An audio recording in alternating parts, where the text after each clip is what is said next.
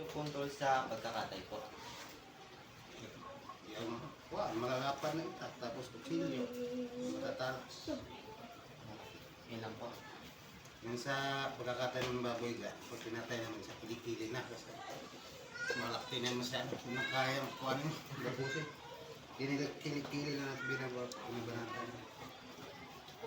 Alaman mo naman yung pang-budget. Pagkain naman, lasite, kain, tenderte, Kapasti na po. kain pa rin. Pagkain pa tubig na yan, kasama na yan. Tapos, Balik, alaw na. Tapos, ang huling pagkain alas 4. Marami ang pagkain na yan, hanggang umaga.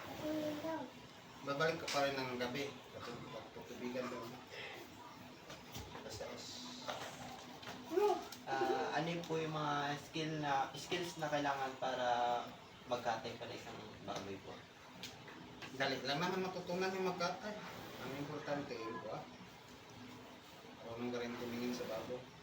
Tulad ng kuha. Mga pambinta dyan. Alam mo yung matataba o yung manimitis. Yung mga cuttings po. Oo. Tulad ng mga patiner. SG. Plastic. Ito po, basic steps po ng process po ng slaughter. Yung, ano po, sunod-sunod po. Yung paano po gagawin. Magpaapoy ka lang doon. Magagatong ka lang doon. Tapos yung baboy doon na namin pinapatay sa truck. Dahil po sa Doon na namin, sinasaksak na namin diretso. Hindi na namin ginagapos.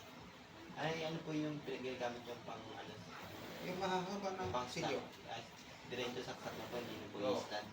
Hindi na. May take down na pa yung kalaki-laki na.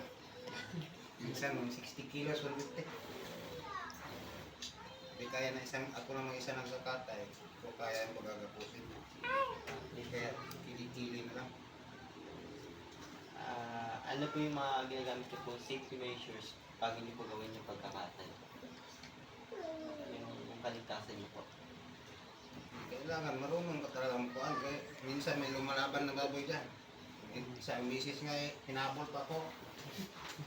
Tumakbo ako sa bubong kasi parang baboy damo ba, sumusugod na. Sabi yan, tataplan ako. Ang maganda dyan, pag matigas ang baboy, pasok mo sa sako yung ulo para hindi makakita. Bago mo saksakin. Sakuhin mo yung ulo niya. Di na makakita. Dali mo lang saksakin. Yan ang ginagawa ko pag matigas ang baboy. Tapos mong pakain sa umaga, halimbawa dyan sa kuha. Tingnan mo mga kulungan kung may mahina. I-injikan mo. Tuturukan mo.